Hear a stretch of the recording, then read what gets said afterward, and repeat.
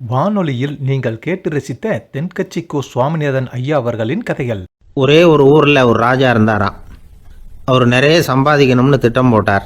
தனக்காக சம்பாதிக்கணும்னு நினைக்கல, தன்னுடைய நாட்டுக்காக சம்பாதிக்கணும் அப்படின்னு நினைச்சார். அரசாங்க கருவூலத்தில் கையிருப்பு குறைச்சலாக இருந்தது. மக்கள்கிட்ட வரி விதிச்சாகணும், வேற வழி இல்லை. ஆனாலும் அந்த ராஜா மக்கள் கஷ்டப்படக்கூடாது அப்படின்னு நினைக்கிறவர். மக்கள் வரியையும் கட்டணும், அதே நேரத்தில் அவங்க சிரமப்படவும் கூடாது. இதுக்கு தகுந்த மாதிரி ஒரு திட்டம் போட்டார். அது பிரகாரம் என்ன பண்ணார்னா, அந்த நாட்டில் ஒரு 3 பெரிய குளங்களை தோண்டினார். அது நிறைய தண்ணீரை நிரப்புனார். அதுக்கப்புறம் எங்கேயோ தேடி பிடிச்சி 3 விதமான மீன்களை கொண்டுகிட்டு வந்தார். அந்த 3 குளங்கள்லையும் விட்டார். அதை ஒவ்வொரு குளத்துலேயும் ஒவ்வொரு விதமான மீன்கள். அந்த மீன்களுக்கு அபூர்வமான ஒரு சக்தி உண்டு. அது எப்படின்னா, அந்த குளத்தில் குளிக்க வர்றவங்களுக்கு அந்த மீன்கள் கடிக்கும் பொழுது வலி ஏற்படுறதில்ல. அதுக்கு பதிலாக மகிழ்ச்சி நிறைந்த ஒரு இனிமையான உணர்வை அவங்க அனுபவிச்சாங்க. அது எப்படின்னா, இந்த முதல் குளத்தில் இருந்த மீன்களால் கடிக்கப்படும் பொழுது ஒரு விதமான இன்ப மயக்கத்தில் திளைச்சிருக்கிறது மாதிரி உணர்வு. இந்த 2வது குளம் இருக்க, அதில் இருக்கிற மீன் கடிச்சதுன்னு வைங்க, மக்களுக்கு எப்படி இருக்கும்னா, கால்களே தரையில் படாமல் அப்படியே ஆகாயத்தில் மிதக்கிறது மாதிரி ஒரு உணர்வு. அதை அனுபவிக்கிறாங்க. 3வது குளத்தில் இருக்கிற மீன் கடிச்சதுன்னா அவங்கெல்லாம் அப்படியே கோடீஸ்வரராக மாறிட்டதாக ஒரு உணர்வு. அதை அவங்களால அனுபவிக்க முடியுது. இப்படி ஒரு அபூர்வமான மீன் அது, அந்த 3 வகை. இப்படி இருந்தால் மக்கள் அந்த குளங்களில் குளிக்கிறதுக்கு ஆசைப்படாமல் இருப்பாங்களா? அதனால் கூட்டம் கூட்டமாக அலமோத ஆரம்பிச்சிட்டாங்க. ஒவ்வொரு குளத்தின் கரையிலேயும் கியூ வரிசையில் நிற்க ஆரம்பிச்சிட்டாங்க. அந்த நாட்டு மன்னர் என்ன பண்ணார்னா, ஒவ்வொரு குளத்தங்கரையிலையும் ஒரு ராஜாங்க அதிகாரியை உட்கார வச்சார். டிக்கெட்டை அடித்து கொடுத்தார். குளிக்க வர்றவங்க கிட்ட ஒரு குறிப்பிட்ட தொகையை கட்டணமாக வசூலிக்க ஆரம்பித்தார். அவ்வளவுதான். அரசாங்க கருவூலம் நிரம்ப ஆரம்பிச்சுட்டுது. ராஜாங்கத்துக்கு தேவையான பணம் கிடைச்சிட்டுது. இது ஒரு கதை. இதை பற்றி என்ன நினைக்கிறீங்க? அதாவது மக்களுக்கு சுமை தெரியாமலே வரி வசூல் பண்ணுறது நல்லது தானே அப்படின்னு நினைப்பீங்க. ஆனால் இன்றைக்கும் உலகத்தில் பல அரசாங்கங்கள் இதே மாதிரி 3 குளங்களை வெட்டி வச்சிருக்குது. மக்களும் அதில் குளிச்சுக்கிட்டு தான் இருக்கிறாங்க. அது எப்படிங்கிறீங்களா? அந்த முதல் குளம் தான் சினிமா தியேட்டர். அதில் குளிக்கிறவங்க தான் ஒரு விதமான இன்ப மயக்கத்தில் திளைச்சிருக்கிறது மாதிரியான உணர்வை அனுபவிக்கிறவங்க. 2வது குளம் தான் சாராய கடை. இந்த குளத்தில் குளிக்கிறவங்க தான் கால்களே தரையில் படாமல் ஆகாயத்தில் மிதக்கிறது மாதிரி உணர்வை அனுபவிக்கிறவங்க. 3வது குளம் லாட்ரி டிக்கெட். இதில் குளிக்கிறவங்க தாங்கள் அப்படியே கோடீஸ்வரர்களாக மாறினது மாதிரி ஒரு உணர்வு, அதை அனுபவிக்கிறவங்க. இன்றைக்கி பல நாடுகள் இந்த குளங்களை பயன்படுத்திக்கிட்டு தான் வராங்க. ஒரு பூவில் வண்டு உட்காருது. அதில் இருக்கிற தேனை வண்டு எடுக்குது. இந்த சமயத்தில் அந்த பூவுக்கு வலிக்குமா? அதுக்கு வலிக்கிறது இல்லை. அந்த பூவோட மலர்ச்சியும் வளர்ச்சியும் குன்றி போகிறதும் கிடையாது. ஒரு ராஜா மக்கள்கிட்ட வரி வசூல் பண்ணும் பொழுது மக்களுக்கு சிரமமும் தெரியக்கூடாது, அதே நேரத்தை அதனால் அவங்க வாழ்க்கையும் கெட்டு போயிடக்கூடாது. அது மாதிரி வரி வசூல் பண்ணணுமா. இது காளிதாசனின் ரகுவம்சத்தில் காணப்படுகிற ஒரு கருத்து. ஒரு சின்ன குழந்தை தவறுதலாக ஒரு 25 காசு நாணயத்தை மூழ்கி விட்டுது. காசு வயத்துக்குள்ளே போயிட்டுது. அந்த குழந்தையோட தாய் உடனே குழந்தைய தூக்கிட்டு ஆஸ்பத்திரிக்கு புறப்பட்டாங்க. அப்போ அந்த பக்கமாக ஒருத்தர் வந்தார் தெருவில். என்ன விவரம்னு கேட்டார். இவங்க சொன்னாங்க, குழந்தை காசை முழுங்கிட்டுது, அதுதான் அவசரமாக ஆஸ்பத்திரிக்கு தூக்கிட்டு ஓடுறேன் அப்படின்னாங்க. அவர் சொன்னார், கவலைப்படாதம்மா, உடனே இப்படி கொடுங்க குழந்தைய அப்படின்னு கையில் வாங்கினார். ஒரு கையில் அந்த குழந்தையோட கால் 2ஐயும் பிடிச்சி தலைகீழாக தூக்கி பிடிச்சார். இன்னொரு கையால் அந்த குழந்தையோட வயத்தில் குறிப்பாக ஒரு இடத்துல அப்படியே தேடி அந்த சுட்டு விரலால் ஒரு இடத்துல பொட்டுன்னு தட்டினார். உடனே காசு அந்த குழந்தையோட வாய் வழியாக வெளியில் விழுந்துட்டுது. காசை எடுத்துக்கிட்டு, இந்தாங்கம்மா உங்கள் குழந்தை அப்படின்னார். ரொம்ப நன்றிங்க, நிச்சயமாக நீங்கள் ஒரு டாக்டராக தான் இருக்கணும், என்னுடைய யூகம் சரிதானே அப்படின்னாங்களாம் அந்த அம்மா. அதுக்கு அவர், இல்லைங்க, நான் ஒரு இன்கம் டேக்ஸ் ஆஃபீஸர், வருமான வரி அதிகாரி அப்படின்னு சொல்லிவிட்டு போனாராம். ஒரு ஊரில் ஒரு ஞானி இருக்கிறார். ரொம்ப பெரிய ஞானி, ரொம்ப வயசாகிட்டுது. கடைசி காலத்தில் அவர்கிட்ட சில பேர் வந்தாங்க. உங்கள் குரு யார் அப்படின்னு கேட்டாங்க. அவர் நிமிர்ந்து பார்த்தார். எனக்கு ஆயிரக்கணக்கான குருமார்கள் உண்டு, அவங்க பேரெல்லாம் சொல்லணும்னா இந்த காலம் பத்தாது. ஆனால் முக்கியமான ஒரு 3 பேரை பற்றி மட்டும் உங்களுக்கு சொல்கிறேன் அப்படின்னாராம். அப்புறம் சொன்னார், அந்த 3 பேரில் ஒருத்தன் ஒரு திருடன். ஒரு சமயம் ஒரு பாலைவனம் வழியாக நான் போய்கிட்டு இருந்தேன். அப்போது வழி தவறி போய் ஒரு கிராமத்துக்கு போயிட்டேன். அது இருட்டு நேரம், நடு ராத்திரி, ஊரே உறங்கி போச்சு. அந்த நேரத்தில் ஒரு ஆள் மட்டும் ஒரு வீட்டு சுவத்தில் ஏதோ பண்ணி உள்ளே நுழையிறதுக்கு முயற்சி பண்ணிகிட்டு இருக்கிறான். அவங்கிட்ட போய் நான் இன்னைக்கு இங்கே எங்கே தங்க முடியும் அப்படின்னு கேட்டேன். அதுக்கு அவன், இந்த ராத்திரி வேளையில் அது ரொம்ப சிரமம், ஒரு திருடனோட உங்களால் தங்க முடியும்னா நீங்கள் என்னோட தங்கலாம் அப்படின்னா. நான் அவங்க கூட 1 மாதம் தங்கியிருந்தேன். ஒவ்வொரு நாள் ராத்திரியும், இப்போ நான் என்னுடைய வேலைக்கு போகிறேன், நீங்கள் ஓய்வு எடுத்துக்கோங்க அப்படின்னு சொல்லிவிட்டு போவான். அவன் திரும்பி வந்த உடனே உனக்கு ஏதாவது கிடைச்சிதான்னு நான் கேட்பேன். அதுக்கு அவன், இன்னைக்கு ராத்திரி ஒன்றும் இல்லை, நாளைக்கு மறுபடியும் முயற்சி பண்ணுவேன் அப்படின்பா. எப்பவும் அவன் நம்பிக்கை இழந்ததே கிடையாது, எப்பவும் சந்தோஷமாகவே இருப்பான். நானும் ரொம்ப காலமாக தியானம் பண்ணிக்கிட்டே இருந்தேன், ஒன்றுமே நடக்கலை. ஆனால் நான் என்ன பண்ணேன் தெரியுமா, மனசு வருத்தப்படும், நம்பிக்கை இழந்துருவேன். அப்போல்லாம் அந்த திருடனுடைய விடாமுயற்சி தான் ஞாபகத்துக்கு வரும். அதனால் அந்த திருடன் எனக்கு ஒரு குரு. என்னுடைய 2வது குரு யாருன்னா, அது ஒரு நாய். இது எப்படின்னா, ஒரு சமயம் எனக்கு ரொம்ப தாகமாக இருந்தது. ஒரு நதியை நோக்கி போய்கிட்டு இருந்தேன். அப்போ ஒரு நாயும் வந்தது. அதுக்கும் தாகம். ஓடி வந்து ஆற்றை பார்த்தது. அதோட நிழல் வந்து ஆற்றுல தெரிஞ்சுது. அதை பார்த்ததும் பயந்துட்டுது. அதாவது அது தன்னுடைய சொந்த உருவத்தையே கண்டு பயந்தது. அதை பார்த்து குறைக்குது, திரும்பி ஓடிச்சு. ஆனால் அதுக்கு தாகம் அதிகமாக இருந்ததுனால அது மறுபடியும் திரும்பி வந்தது. பார்த்தா மறுபடியும் தண்ணியில் நாயோட உருவம் தெரியுது. இப்படி சில தடவை பண்ணிச்சு. இருந்தாலும் கடைசியில் தண்ணியில் குதிச்சுட்டுது துணிஞ்சி. இப்படி குதித்த உடனே அதோட உருவமும் மறைஞ்சுட்டுது. இதை பார்த்தேன். நான் என்ன புரிஞ்சுக்கிட்டேன்னா, எவ்வளவு தான் பயம் இருந்தால் கூட ஒருத்தன் தைரியமாக காரியத்தில் இறங்கணும் அப்படிங்கிறத புரிஞ்சுக்கிட்டேன். இந்த போதனை அந்த நாய்கிட்ட இருந்து எனக்கு கிடைச்சிது. இது ஒன்று. அடுத்தது என்னுடைய 3வது குரு யாருன்னா, அது ஒரு சின்ன குழந்தை. நான் ஒரு சமயம் ஒரு நகரத்துக்கு போனேன். அங்கே ஒரு குழந்தை எரிகிற மெழுகுவத்தி ஒன்று எடுத்துக்கிட்டு வந்தது. நான் அந்த குழந்தைய பார்த்து வேடிக்கையாக கேட்டேன், ஏன் பாப்பா, இந்த மெழுகுவத்தியை நீயாவே கொளுத்துனியா அப்படின்னு கேட்டேன். ஆமான்னுது அந்த குழந்தை. சரி, இந்த மெழுகுவத்தி முன்னாடி எரியாமல் இருந்தது, இப்போ எரியுது. இந்த மெழுகுவத்திக்கு வெளிச்சம் எங்கேருந்து வந்தது, அதை எனக்கு காட்ட முடியுமா அப்படின்னு கேட்டேன் அந்த குழந்தைகிட்ட. இதுக்கு அந்த குழந்தை சிரிச்சுக்கிட்டு அந்த மெழுகுவத்தியை ஊதி அணைச்சுட்டுது. அதுக்கப்புறம் என்னை பார்த்து கேட்டுது, இப்போ இந்த மெழுகுவத்தியின் வெளிச்சம் போனதை பார்த்தீங்க இல்லையா, அது எங்கே போச்சுன்னு எனக்கு சொல்லுங்க அப்படின்னுது.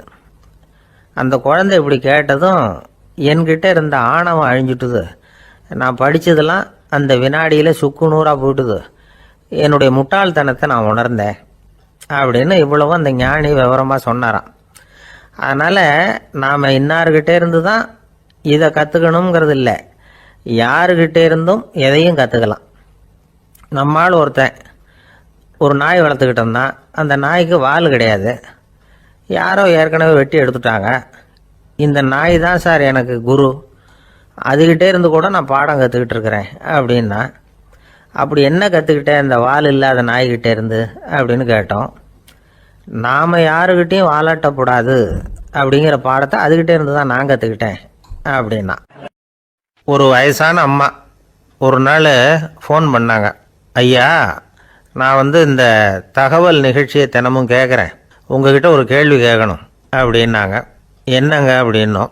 எனக்கு சொந்தமாக ஒரு நல்ல வீடு இருக்குது, வேணுங்கிற அளவுக்கு பணமும் இருக்குது, கணவரும் ரொம்ப நல்லவர், ரிட்டையர் ஆகி வீட்டில் தான் இருக்கிறார், பிள்ளைங்கள்லாம் பெரிய பெரிய உத்தியோகத்தில் இருக்கிறாங்க, அதில் ஒருத்தன் ஐஏஎஸ்ஸு, பணம்லாம் கூட நிறைய கொண்டாந்து கொடுக்குறாங்க. அப்படி இருந்தும் என் மனசில் நிம்மதி இல்லை, வாழ்க்கையில் ஒரு நிறைவு இல்லை அப்படின்னாங்க. ஏன்னு கேட்டோம்.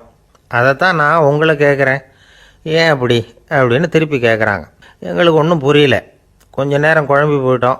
இருந்தாலும் அதை அவங்கக்கிட்ட காட்டிக்காமல் கொஞ்சம் சாமர்த்தியமாக, ஏம்மா உங்கள் மனசில் நீங்கள் ஏதோ ஒன்று எதிர்பார்க்குறீங்க, அது நிறைவேறலை அப்படி தானே அப்படின்னு கேட்டோம். ஆமாம் அப்படின்னாங்க. அதுக்கப்புறம் அவங்கக்கிட்ட கொஞ்சம் மனம் விட்டு பேசுகிறப்போ தானாக விஷயம் வெளியில் வந்தது.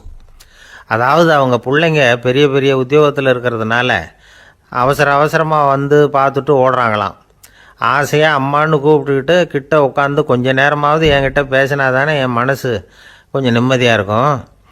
அது அவங்களுக்கு தெரிய மாட்டேங்குதே அப்படிங்கிறாங்க. இதுதான் அவங்களுடைய ஏக்கம். இந்த ஏக்கம் அந்த தாயின் மனசில் இருந்துக்கிட்டு இருக்குது. இப்படி மகனுடைய அன்புக்காக மட்டுமே ஏங்குற தாய்மார்கள் பல பேர் இருக்கிறாங்க இந்த உலகத்தில். இதை நினைக்கிறப்போ ஒரு வெளிநாட்டு நாடோடி கதை ஞாபகத்தில் வருது. அதாவது கடவுள் படைப்பு தொழிலில் ரொம்ப மும்முரமாக ஈடுபட்டுக்கிட்டு இருந்தாராம். மீன்களை படைச்சாராம், பறவைகளை படைச்சாராம், விலங்குகளை படைச்சாராம். அவருக்கு திருப்தி ஏற்படலை. அதுக்கப்புறம் மனிதர்களை படைச்சிருக்கிறார். அப்பவும் அவருக்கு மன நிறைவு ஏற்படலையாம். கடைசியாக தன்னுடைய சக்தி முழுசையும் பயன்படுத்தி குறையே இல்லாத அளவுக்கு ஒரு படைப்பை உருவாக்கினாராம். அந்த உன்னதமான ஒரு படைப்பு அதுதான் பெண், அதாவது தாய். இப்படி உருவாக்கி எல்லாரையும் இந்த உலகத்தில் விட்டுவிட்டாராம். அதுக்கப்புறம் கொஞ்ச காலம் கழித்து தன்னுடைய தேவியை அழைச்சிக்கிட்டு இந்த பூலோகத்துக்கு வந்திருக்கிறார். தன்னுடைய குறையில்லாத படைப்பாகிய பெண்ணை பார்த்தாராம். ஏம்மா, உனக்கு இன்னும் ஏதாவது குறை இருந்தால் சொல்லு, அதையும் நிவர்த்தி பண்ணி விடுறேன் அப்படின்னாராம். அந்த அம்மா பார்த்துருக்காங்க. சுவாமி, எனக்கு நீங்கள் கொடுத்துருக்கிறது 2 கை. என்னுடைய பிள்ளைகளுக்கு சேவை செய்கிறதுக்கு இந்த 2 கை பத்தலை. அதனால் இன்னும் ஒரு 2 கை கொடுத்தா தேவலை அப்படின்னாங்களாம். கடவுள் பார்த்தார். அதனால் என்ன, அப்படியே செஞ்சு விடலாம், இதோ அதுக்கான வரம் கொடுத்துட்டேன் அப்படின்னார். அந்த அம்மாவுக்கு இப்போ 4 கை ஆகிட்டுது.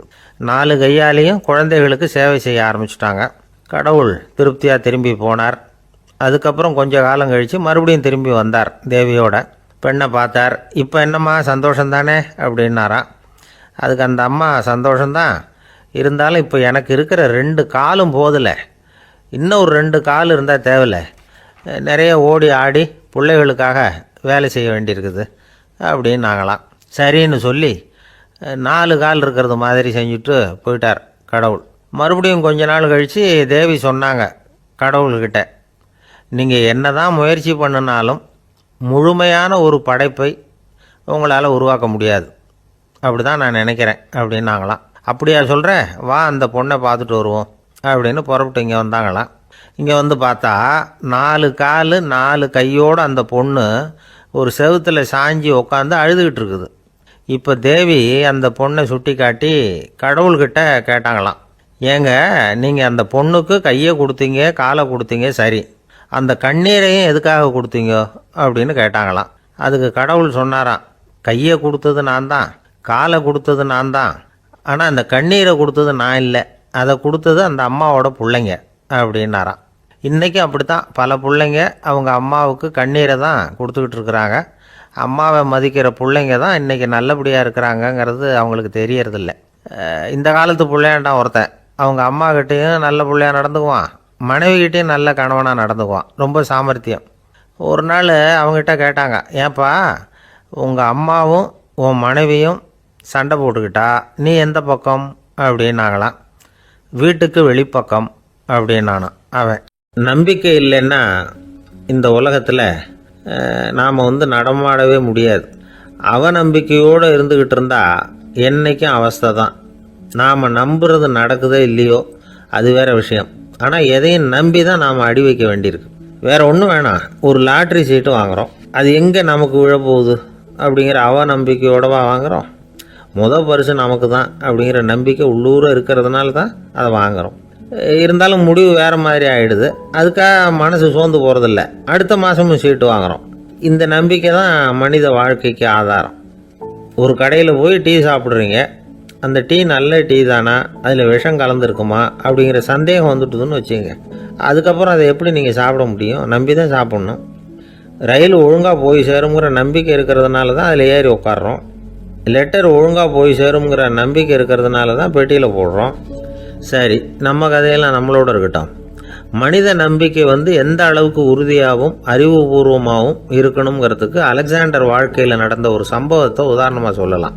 இந்த உலகத்தையே ஜெயிக்கணும்னு புறப்பட்டார் அலெக்சாண்டர். ஒரு கட்டத்தில் அவர் சிட்னஸ் நதி கரைக்கு சேர்ந்தார். அந்த சமயத்தில் அவருக்கு கடுமையான நோய் வந்துட்டுது. அவர் கூடவே வந்திருந்த கிரேக்க வைத்தியர்கள் என்னென்னமோ முயற்சியெல்லாம் பண்ணி பார்த்தாங்க. இருந்தாலும் அலெக்சாண்டருக்கு வந்திருக்கிறது என்ன நோய்ங்கிறத அவங்களால கண்டுபிடிக்க முடியல. ஏன்னா அந்த பகுதியில் உள்ளவங்களுக்கு மட்டுமே அதிகமாக வரக்கூடிய ஒரு வினோதமான நோயாக இருந்தது அது. ஆனால் அவர் இருக்கிற இடம் எதிரியோட இடம், பாரசீக மன்னனோட ஆளுகைக்கு உட்பட்ட இடம். என்ன பண்ணுறது அப்படின்னு எல்லாரும் யோசனை பண்ணாங்க. பாரசீக மன்னனோட அரண்மனையில் இருக்கிற வைத்தியர் வந்தால் இந்த நோயை குணப்படுத்தி விடுவார் அப்படின்னு சொன்னாங்க. இருந்தாலும் எதிரியோட நாட்டில் இருக்கிற வைத்தியரை கூப்பிட்டு எப்படி நம்பி வைத்தியம் பார்க்க சொல்கிறது அப்படின்னு சொல்லி எல்லோரும் தயங்கினாங்க. ஆனால் அலெக்சாண்டர் தயங்கலை. பரவாயில்ல, அழைச்சிட்டு வாங்கன்னு விட்டார். உடனே அவரை போய் அழைச்சிட்டு வந்துட்டாங்க. அவர் வந்தார். அலெக்சாண்டர் உடம்பை பரிசோதனை பண்ணி பார்த்தார். சரி, இதை குணப்படுத்தி விடலாம், பயப்பட வேண்டியதில்லை. ஆனால் இதுக்கு ஒரு மூலிகை ரசம் தயார் பண்ணி கொடுக்கணும். நான் போய் அதை தயார் பண்ணிவிட்டு 2 நாளில் திரும்பி வந்துடுறேன் அப்படின்னு சொல்லிவிட்டு போனார் அந்த வைத்தியர். அதே மாதிரி 2 நாளில் திரும்பி வந்தார் மூலிகை ரசத்தோட. இதுக்கு இடையில் அலெக்சாண்டரோட தளபதிகளில் ஒருத்தர் ரகசியமாக ஒரு எச்சரிக்கை கடிதம் கொடுத்து அனுப்பியிருக்கிறான். அதை வாங்கி என்ன விஷயம்னு பார்த்தார். இப்போ உங்ககிட்ட வந்திருக்கிற எதிரி நாட்டு வைத்தியரை நம்பாதீங்க, அவன் கொண்டுகிட்டு வந்திருக்கிற மூலிகை ரசத்தில் விஷம் கலந்துருக்குது அப்படின்னு அதில் எழுதியிருக்கு. அதை பார்த்தார் அலெக்சாண்டர். இருந்தாலும் கொஞ்சம் கூட அலட்டிக்கலை. வைத்தியர் கொடுத்த மருந்தை வாங்கி கடகடன்னு குடிச்சுட்டு அதுக்கப்புறம் அந்த கடிதத்தில் இருந்த விஷயத்தை அந்த வைத்தியர்கிட்ட சொன்னார். வைத்தியர் திகைச்சு போயிட்டார். தன் மேலே அலெக்சாண்டர் வச்சிருக்கிற நம்பிக்கையை பார்த்து அவருக்கு ரொம்ப வியப்பு. வைத்தியர் உண்மையிலேயே நல்ல மருந்து தான் கொண்டுகிட்டு கொடுத்துருக்கிறார், அதில் விஷம்லாம் எதுவும் கலக்கலை.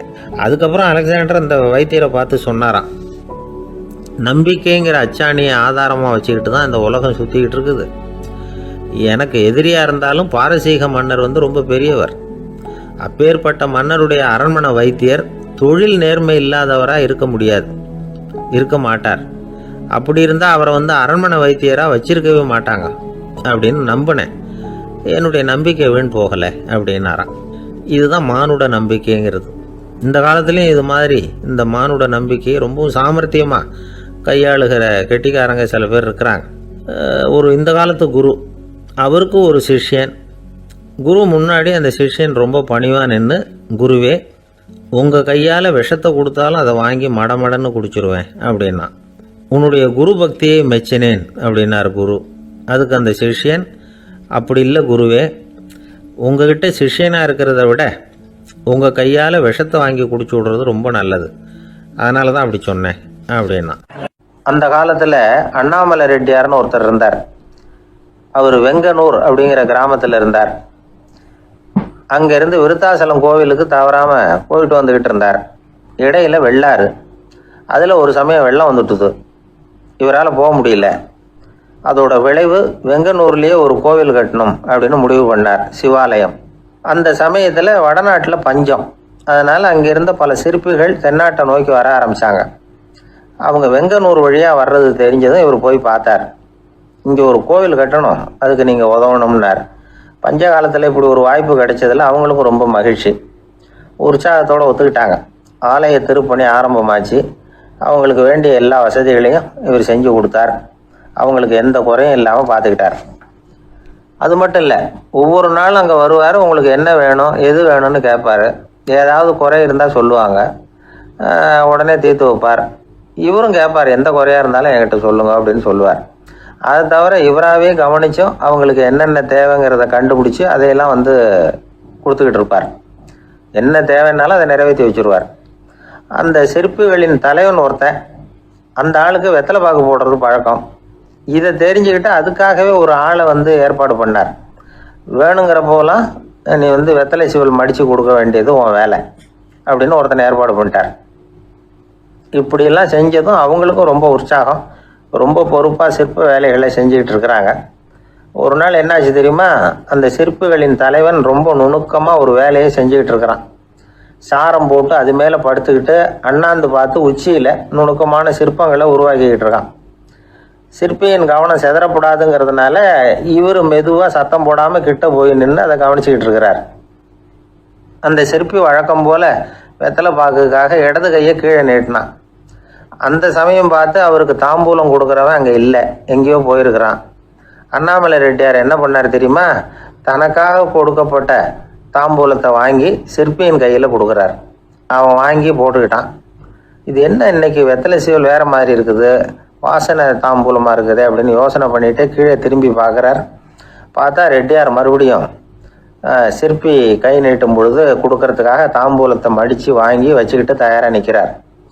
சிற்பிக்கு அதிர்ச்சி. உடனே பொத்துன்னு கீழே குதிச்சான். ஐயா, என்ன இது நீங்களா அப்படின்னா.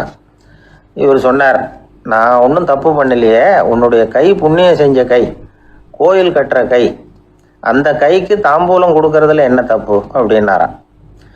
ஏற்கனவே பஞ்சத்தில் அடிபட்டு வந்த எங்களை நீங்கள் ஆதரிச்சதே பெரிய விஷயம். இந்த செயல் என்னை ஒரு பெரிய கடனாளி ஆகிவிட்டுது. ஐயா, எங்களுக்கு உணவு உடை இதை மட்டும் நீங்கள் கொடுத்தா போதும், ஊதியம்னு எதுவும் வாங்க மாட்டோம் அப்படின்னு நானும். அந்த சிற்பி எவ்வளோ வற்புறுத்தியும் எதுவும் வாங்கிக்கலையாம். இந்த செய்தியை தமிழ் தாத்தா டாக்டர் ஊவேசா சொல்லியிருக்கிறார்.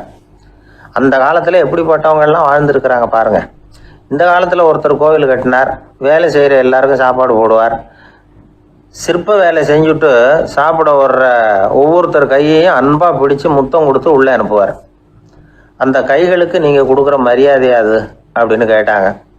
அது இல்லைங்க, ஏற்கனவே முதல் பந்தியில் சாப்பிட வந்தவன் மறுபடியும் வர்றானான்னு கண்டுபிடிக்கிறதுக்காக கையை பிடிச்சி மோந்து பார்க்குறேன் அப்படின்னாராம் அவர். ஒரு ராஜா ஊரெல்லாம் சுற்றி பார்த்துட்டு வரலாம்னு ஒரு நாள் புறப்பட்டு போனார். ஒரு இடத்துல தறி நெசவு வேலை ரொம்ப மும்முரமாக நடந்துக்கிட்டு இருந்தது. ஒரு பெரியவர் தறியால் நெசவு வேலை செஞ்சுக்கிட்டு இருந்தார்.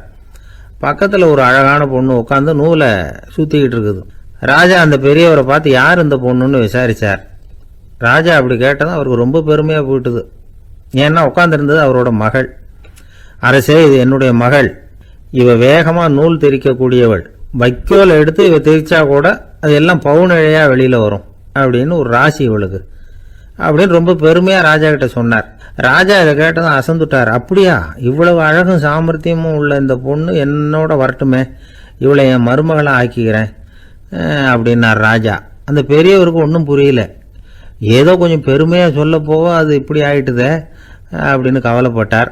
இருந்தாலும் ராஜா பேச்ச தட்ட முடியுமா, மகளை அனுப்பி வச்சுட்டார். ராஜா அந்த பொண்ணை அரண்மனைக்கு அழைச்சிட்டு வந்தார். அங்கே ஒரு அறையில் வச்சு பூட்டி விட்டார். அந்த ரூமு நிறைய வைக்கோலை கொண்டாந்து போட்டு அடைச்சாங்க. 3 ராட்டைகள் வேற வச்சுருந்தாங்க. நாளைக்கு பொழுது விடியறதுக்குள்ளே நீ இந்த வைக்கோலையெல்லாம் தங்க இழைகளாக மாற்றி காட்டணும். நாளைக்கு காலம்புறம் நான் இந்த அறை கதவை திறப்பேன். உன் தகப்பன் சொன்னது மாதிரி எல்லாம் தங்கமாக மாறி இருக்கணும், இல்லைன்னா நீ உயிர் தப்ப முடியாது அப்படின்னு உத்தரவு போட்டார். பாவம் அந்த பொண்ணு என்ன பண்ணும், பகல் பூரா அழுதுகிட்டே உட்காந்துருக்குது. ராத்திரி பூராவும் தூக்கம் வரல. மறுநாள் அதிகாலை நேரத்தில் யாரோ கதவை தட்டுற சத்தம் கேட்டுது. பயந்துக்கிட்டே கதவை திறக்கிறா. திறந்து பார்த்தா வெளியில் 3 அவலட்சணமான பெண்கள். ஒருத்திக்கு கால் அகலமாக முறை மாதிரி இருக்குது, இன்னொருத்திக்கு கட்டை விரல் கரண்டி மாதிரி பெருசாக இருக்குது, 3ஆவது பொண்ணுக்கு உதடு தடித்து ரப்பர் மாதிரி தொங்கிக்கிட்டு இருக்கு. யார் நீங்கள், உங்களுக்கு என்ன வேணும் அப்படின்னு கேட்குது இந்த பொண்ணு. நாங்கள் உங்களுக்கு உதவி செய்யறதுக்கு தான் வந்திருக்கிறோம் அப்படின்னு சொல்லி உள்ளே வந்தாங்க, உட்காந்தாங்க. கொஞ்ச நேரத்துக்குள்ளே உள்ளே இருந்த வைக்கோலையெல்லாம் தங்க இழைகளாக மாற்றி கொடுத்துட்டு போயிட்டாங்க. காலையில் ராஜா வந்தார், பார்த்தார். ஆகா பேஷுன்னார். இன்னும் கொஞ்சம் வைக்கோலை கொண்டாந்து அந்த ரூமில் போட சொன்னார். இந்த வைக்கோலையும் இன்னைக்கு தங்கமாக மாற்றி விடு, நாளைக்கு மறுநாள் உனக்கும் இளவரசனுக்கும் கல்யாணம்னு சொல்லிவிட்டார். இன்னைக்கு ராத்திரி அந்த 3 பொண்ணுங்களும் வந்தாங்க.